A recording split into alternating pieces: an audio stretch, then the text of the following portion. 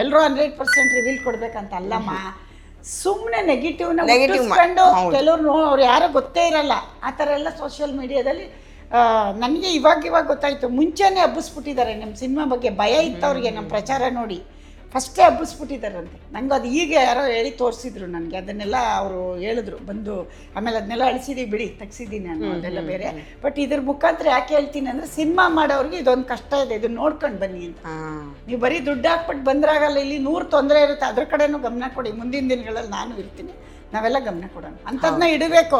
ಹಿಡಿದು police case ಮಾಡಿ complaint ಕೊಟ್ಟು ಮುಖ್ಯಮಂತ್ರಿ ಮುಂದೆ ಹೋಗ್ತೀನಿ, ನಾನು ಮಾತಾಡ್ತೀನಿ.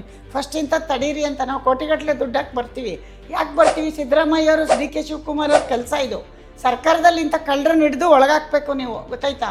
ಇದನ್ನು ನಾವು ಕೊಟ್ಟರೆ ಕಂಪ್ಲೇಂಟ್ ಖಂಡಿತ ತಗೋಬೇಕು ಪೊಲೀಸ್ ಸ್ಟೇಷನ್ಗಳಲ್ಲಿ. ಮುಂದಿನ ದಿನಗಳಲ್ಲಿ ನಾನು ಖಂಡಿತ ಮಾಡ್ತೀನಿ.